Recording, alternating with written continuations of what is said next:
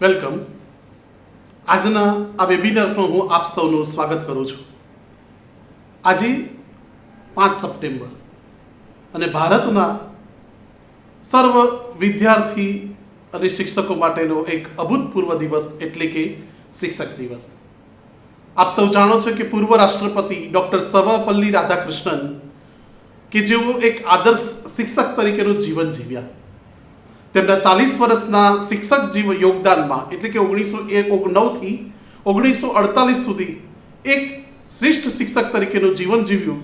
તેની યાદગીરીમાં આપણે દર વર્ષે ભારતની અંદર 5 સપ્ટેમ્બરે શિક્ષક દિવસ ઉજવીએ છીએ. શિક્ષક એટલે ગુરુ. આપણા સંસ્કૃતમાં લખ્યું છે, ગુરુ બ્રહ્મા ગુરુ વિષ્ણુ ગુરુદેવો મહેશ્વર તત્સ્મૈ શ્રી ગુરુદેવ ભવ. ગુરુ એટલે કે આપણને અંધારામાંથી અજવાળા તરફ લઈ જનાર વ્યક્તિ, માર્ગદર્શન આપે છે. પહેલાના આપણા ગુરુકુળના સમયમાં તેને ગુરુ કહેતા. સમય બદલાતા પરિવર્તન થતા તેના નામમાં પરિવર્તન થયું. ગુરુ માસ્ટર થયા, માસ્ટરમાંથી સાહેબ થયા, સાહેબમાંથી ટીચર, મેડમ, સર અને મેમ અને મિસ. આ અલગ અલગ તેના નામ બદલાતા રહ્યા, પરંતુ તેનો મહિમા અને કાર્ય એ જ છે, યથાવત છે. ગુરુને આપણે એવું કહ્યું છે કે જે અંધારામાંથી અજવાળા તરફ લઈ જાય. યાદ રાખો મિત્રો, તે તમને તેની માહિતી, ઇન્ફોર્મેશન શેર કરે છે. The role of teacher is to inspire, give information, but the performance is must be done by the students. એક દીવો હોય તો દીવાને આપણે સળગાવીએ, પણ દીવાને પ્રકાશિત થવા માટે એને પોતે જાતે સળગવું પડે છે. એક પિતા જ્યારે કોઈ બાળકને, પોતાના બાળકને સાયકલ શીખવે તો કઈ રીતે સાયકલ શીખવી, બેલેન્સ કઈ રીતે રાખવું એનું માર્ગદર્શન આપે છે, પણ ચલાવી એ બાળકે જાતે છે. એમ ગુરુ એ તમને એક વિચારવાની શક્તિ આપે છે કે તમે કંઈક થિંકિંગ કરો, પણ આ થિંકિંગ કેવું છે, વિચારો કેવા છે કરવા, તે વ્યક્તિ ઉપર નિર્ભર છે. ઘણા મહાન વ્યક્તિઓ થઈ ગયા જેમણે ચીલાચાલો વિચારોમાંથી કંઈક અલગ વિચાર્યું, જુદું વિચાર્યું, ઊંચું વિચાર્યું. જો તમે જુદું વિચારો, ઊંચું વિચારો તો જુદા વ્યક્તિત્વ બનો, કંઈક ઊંચું વ્યક્તિત્વ બનો.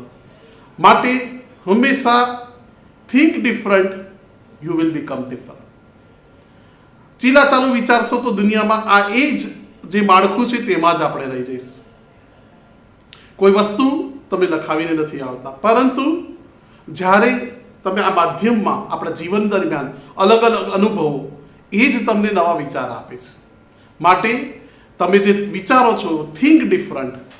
હું તમને એક સરસ ઉદાહરણ આપું કે એક યુવાન જ્યારે કોલેજમાં ભણતો હતો. આપ સૌ જાણો છો કે કોલેજમાં ભણતા વિદ્યાર્થીઓ જ્યારે ચાયની કિટલી ઉપર જાય ત્યારે ગોસિપ કરશે બોલિવૂડ, હોલિવૂડ, વેબ સિરીઝની.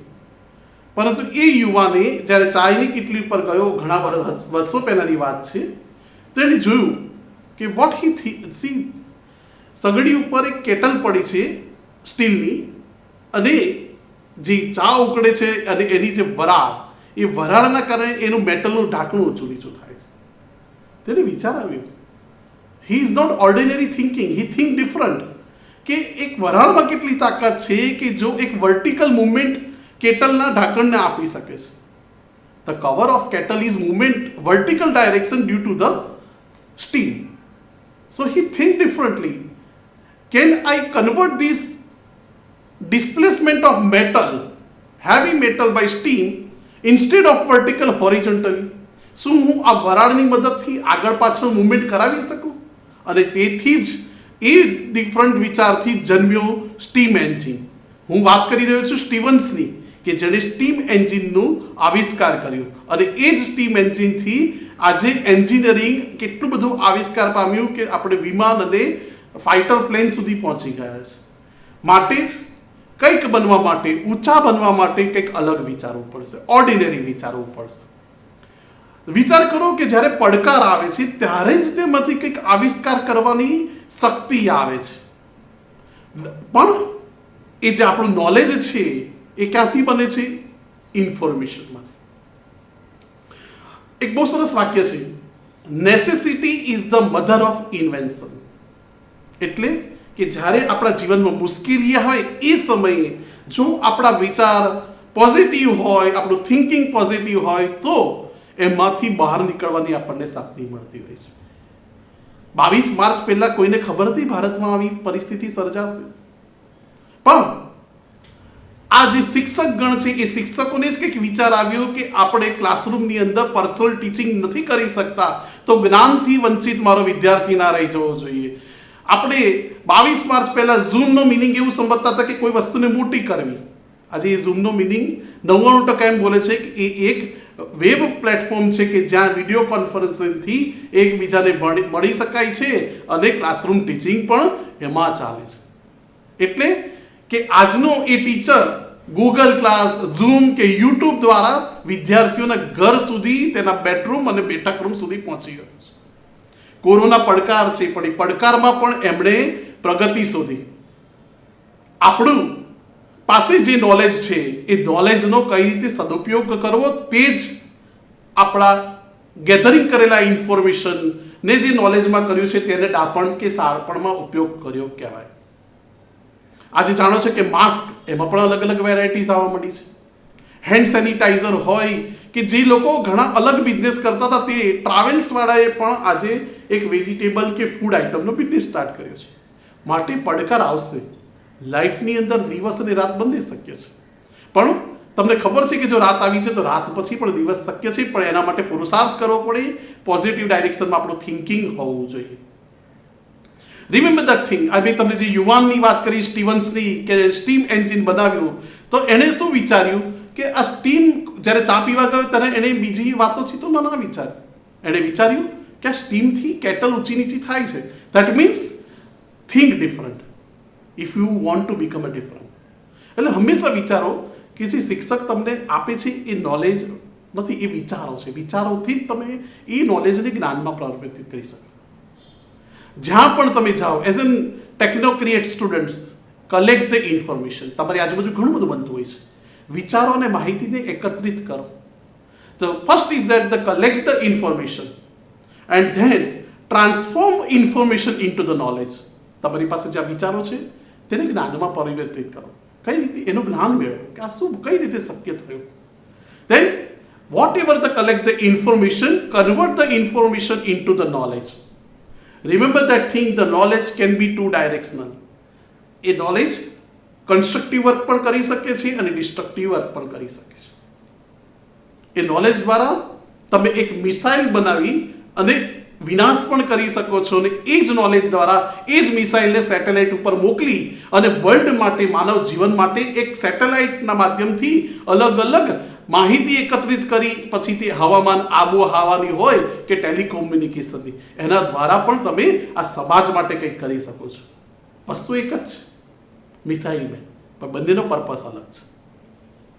મીન્સ જે જ્ઞાન એકત્રિત કરો છો તેને તમે વિસ્ડમ એટલે કે ડહાપણને સાળપણ તરફ લઈ જાઓ.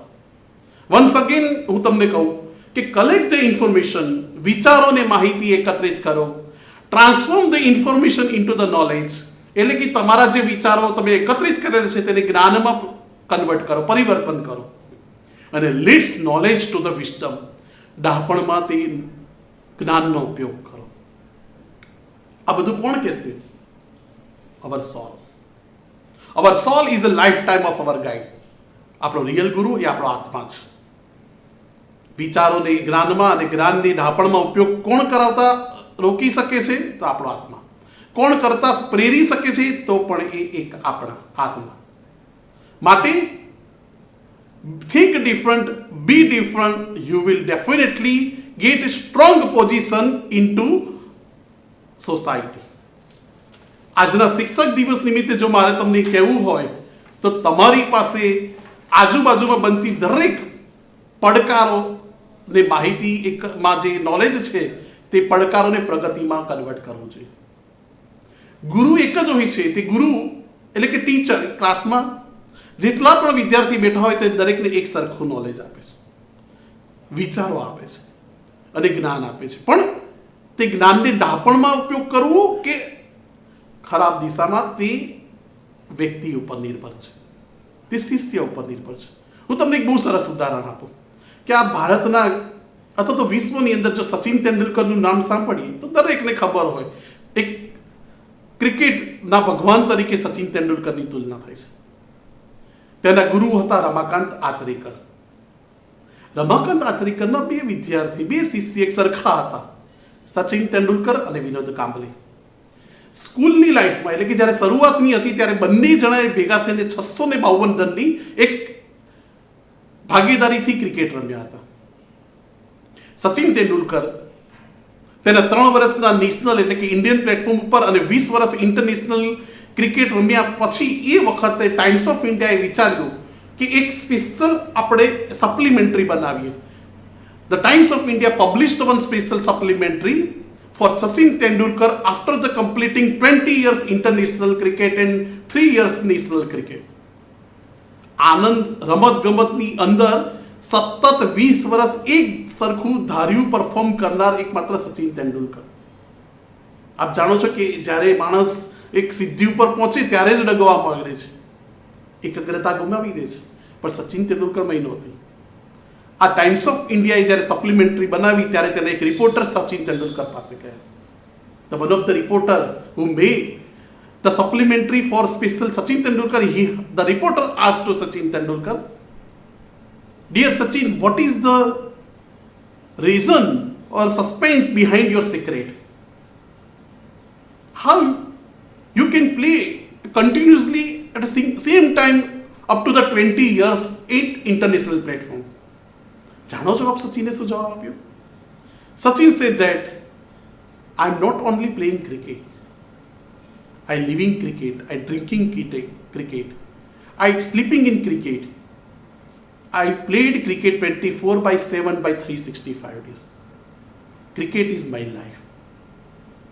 વિચાર કરો કે જ્યારે એક સ્ટેડિયમની અંદર 30 થી 60,000 પબ્લિક તાલીઓ પાડી અને ક્રિકેટરના નામની વાહવા બોલાતું હોય, એટલા મોટા ઘોઘાટ, એટલી બધી હર્ડલ્સની વચ્ચે જ્યારે સચિન જેવા ક્રિકેટરને સાચું રમવું હોય સારું, ત્યારે એને એકાગ્રતા રાખવી પડે એક નાનકડા 3 ઇંચના બોલ ઉપર. આ બધું જ વસ્તુ સાચું આજુબાજુ ચાલતી હોય અને ત્યારે કેવી એકાગ્રતા રાખવી પડે. એ એકાગ્રતાથી રમી એક એક બોલ કઈ રીતે આવે છે, એ કઈ સ્પીડથી આવે છે અને એને પ્લે કરી અને એક સારા સ્કોર તરફ પહોંચવું પડે. એટલે કે એક સારું સ્ટેબલ જ્યારે સિદ્ધિ મળે, સક્સેસ મળે ત્યારે એને મેન્ટેન કરવું પણ it is very difficult thing. એકાગ્રતા એ બહુ જ ઇમ્પોર્ટન્ટ છે. જ્યારે તમારું જ્ઞાન એટલે કે information convert into knowledge and knowledge leads two wisdom, આ વિઝડમને મેન્ટેન કરવા માટે, આ શાણપણ, આ ડાહપણને મેન્ટેન કરવા માટે એકાગ્રતાની જરૂર છે. એના માટેનો એક યાદ રાખો, જીવનમાં ક્યારેય ધ્યેયથી ડગવું નહીં, હારવું નહીં. Whatever the situation is occur, you have to maintain the mindset. Then and then the success will come with you. So always leadership ત્યારે જ મળી શકે છે, જીવનમાં આગળતા ત્યારે જ મળી શકે છે જ્યારે તમે લોકોથી જુદું વિચારો અને અલગ બનો, ઊંચું વિચારો, ઊંચા બનો. Whatever the information collect from society surrounding you, convert into the knowledge, and then this knowledge will leads to you wisdom. So આજના આ ટીચર્સ ડેના દિવસે Shri Swaminarayan polytechnic, Shri Swaminarayan institute of technology અને મારા હજારો ભૂતપૂર્વ વિદ્યાર્થીઓને જેને મેં મારા છેલ્લા 20 વર્ષની એજ્યુકેશનલ કારકિર્દીમાં ક્યાંક ને ક્યાંક ભણાવી ચૂક્યો છું, તે દરેક વિદ્યાર્થીઓને મારા તરફથી એવા આશીર્વાદ કે તમે ખૂબ આગળ વધો, જીવનમાં ખૂબ ઊંચી સિદ્ધિ મેળવો. પણ હંમેશા યાદ રાખો કે એકાગ્રતા એ જરૂરી છે તમારા શાણપણને ટકાવી રાખવા માટે. અને જો તમે ઊંચું વિચારશો, જુદું વિચારશો, તો તમે જીવનની અંદર કંઈક અલગ સિદ્ધિ મેળવી શકશો. Whatever the situation is occur, આજની કોરોનાની મહામારી હોય કે તમારી પાસે હજારો સિદ્ધિઓ હોય, તમારું લાઈફ અને તમારું થિંકિંગ હંમેશા પોઝિટિવ હોવું જોઈએ.